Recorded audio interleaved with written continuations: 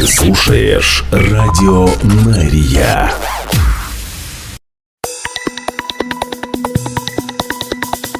Израильская служба новостей в прямом эфире на Радио Мария. Сегодня 8 января. Здравствуйте. Мы начинаем.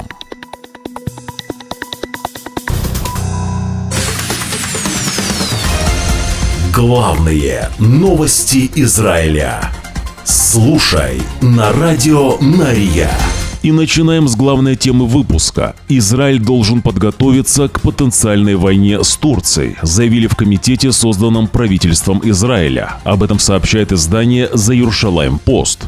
В комитете считают, что Анкара стремится восстановить влияние, которое имела во времена Османской империи, что потенциально может привести к обострению отношений с Израилем. Также существует вероятность, что Турция будет сотрудничать с новой властью Сирии, которая будет действовать как посредник, принося региональную нестабильность. Цитирую. «Угроза, исходящая от Сирии и Турции, может вырасти в более серьезную опасность, чем иранская угроза», говорится в докладе, который представили руководству страны. Напомню, что США планирует продать Израилю вооружение на $8 миллиардов. В связи с этим комитет рекомендует Израилю увеличить оборонный бюджет, инвестировать в закупку дополнительной авиации, беспилотников, спутников, систем противовоздушной обороны и другого военного оборудования. Мы наблюдаем значительные изменения на Ближнем Востоке. Иран долгое время оставался нашей главной угрозой, но сейчас на арене появляются новые силы, и мы должны быть готовы к неожиданностям». Конец цитаты. В это же время премьер-министр Израиля Биньямин Нетаньяху заявил: «Этот доклад дает нам план действий для обеспечения будущего Израиля», отметил премьер-министр. Напомню, что еще 2 октября президент Турции Раджеп Тайип Эрдоган заявил, что Израиль пытается распространить конфликт на другие страны Ближнего Востока, поэтому после Ливана может нацелиться на Турцию. Эрдоган обвинил нас, Израиль, в различных провокациях, чтобы расширить конфликт, проводя военную операцию в секторе Газа и на территории Ливана. Эрдоган резко предостерег Израиль от дальнейшей эскалации. Эрдоган добавил, агрессия Израиля затрагивает Турцию, и заявил о готовности противостоять этому, цитирую, государственному терроризму всеми доступными средствами. Еще в июле Эрдоган угрожал вторжением в Израиль с целью поддержки палестинцев. Тогда глава Министерства иностранных дел Израиля Исраэль Кац сравнил его с иракским диктатором Саддамом Хусейном. Далее цитата Эрдогана. «Как мы вошли в Карабах, как мы вошли в Ливию, мы можем сделать то же самое и с Израилем. Для нас нет ничего невозможного. Мы должны быть сильными», заявил ранее турецкий лидер. Новости на Радио Мария. Далее к другим событиям. Администрация президента США Джо Байдена направит $95 миллионов военной помощи, выделенной ранее Египту, в Ливан, который сталкивается с угрозами со стороны Хизбаллы, а также других негосударственных субъектов, и пока сохраняется шаткое перемирие с Израилем, говорится в документе, с которым ознакомилось агентство Reuters. В уведомлении Госдепартамента Конгрессу ливанские вооруженные силы названы, цитирую, ключевым партнером в соблюдении соглашения между Израилем и Ливаном от 27 ноября 2024 года о прекращении боевых действий и предотвращении угроз Израилю со стороны террористической группировки Хизбалла. Окружной суд Иерусалима отменяет все 3 слушания по делу премьер-министра Израиля Биньямина Нетаньяху по обвинению в коррупции, связанном с сигарами и шампанским. Дела для рассмотрения были запланированы уже на следующую неделю. Хотя в воскресенье суд согласился отменить запланированные на эту и следующую неделю показания Нетаньяху из-за его недавней операции, суд попросил команду защиты премьер-министра найти другого свидетеля защиты для дачи показаний, чтобы не тратить время в суде, который идет уже 5-й год. Однако адвокат Нетаньяху Амит Хадад сообщил суду, что команда защиты не смогла организовать дачу показаний еще одним свидетелем защиты из-за сжатых сроков подачи запроса. В результате судья, возглавляющая коллегию из 3 судей, руководящих судебным процессом, решила отменить все слушания и заявила, что следующее слушание по делу Нетаньяху состоится 20 января. Главные новости Израиля. Резервист армии обороны Израиля Ари Розенфельд, обвиняемый в краже и утечке секретных документов в канцелярии премьер-министра, находится в одной тюремной камере с военнослужащим ВМС Израиля, осужденным за шпионаж в пользу Ирана.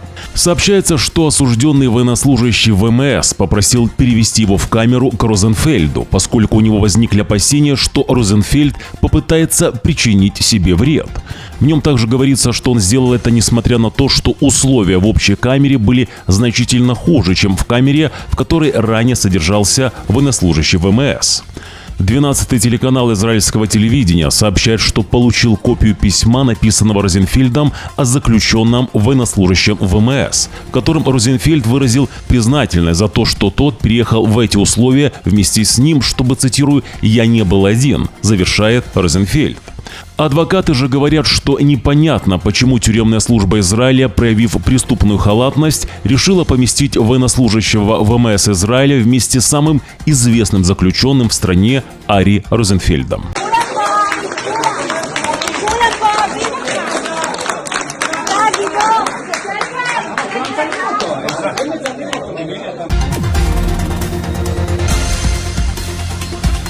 Избранный президент США Дональд Трамп усиливает свою угрозу, что, цитирую, «начнется настоящий ад, если заложники из Газы не будут возвращены к его инаугурации 20 января. На Ближнем Востоке начнется настоящий ад, и это не принесет пользы ни Хамасу, никому», заявил Трамп во время пресс-конференции. Трамп повторяет, что Хамас должен был вернуть заложников давным-давно и что ему вообще не следовало их брать или совершать атаку 7 октября. Трамп вспоминает телефонный звонок, который он получил от родителей израильско-американской заложницы, которые умоляли его обеспечить помочь освободить тело их дочки, очевидно имея в виду заложницу Шани Лук. Трамп говорит, что Хамас похитили ее, схватили за хвост и бросили в машину, как мешок с картошкой. Конец цитаты. Начальник Генштаба армии обороны Израиля генерал-лейтенант Герти Алеви заявил, что военные работают над тем, чтобы довести Хамас до точки, где они поймут, что необходимо освободить всех заложников. Цитирую. «Я смотрю на ситуацию, в которой находится Хамас. Они каждый день видят, что вы с ними делаете, и понимают, что это почти невыносимо», говорит Алеви военным в Джабалии на севере Газы.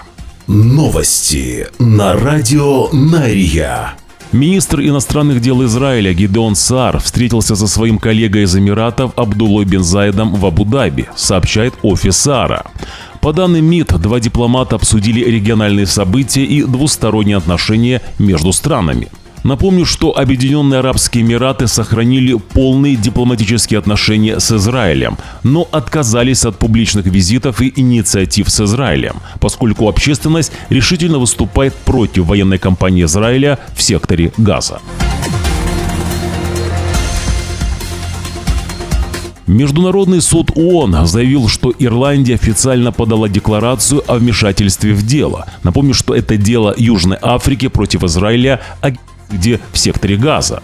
В декабре министр иностранных дел Израиля Гидеон Саар заявил, что закроет посольство Израиля в Ирландии, добавив, что Дублин, цитирую, поощряет антисемитизм при премьер-министре, которого он обвинил в ненависти к евреям.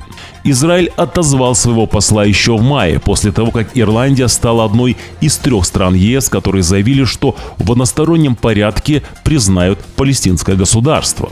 Ирландия же не отозвала своего посла в Израиле. В ноябре ирландский парламент принял необязательную резолюцию, в которой заявил, что Израиль, цитирую, «на наших глазах совершает геноцид в секторе Газа». Ну а в декабре Кабинет министров Ирландии проголосовал за присоединение к делу, обвиняющему Израиль в совершении геноцида во время войны в секторе Газа, которое было возбуждено Южной Африкой в Международном уголовном суде в Гааге в прошлом году. Армия обороны Израиля опубликовала кадры допроса боевика Хамас, задержанного войсками в больнице на севере сектора Газа. Задержанный утверждает, что террористическая группировка использует медицинский центр в качестве укрытия. По данным военных, в ходе операции в больнице в прошлом месяце солдаты задержали более 240 членов Хамас исламского джихада. Задержанный рассказывает: «Мы думаем, что это безопасное убежище для нас, потому что армия не сможет нанести по нему прямой удар».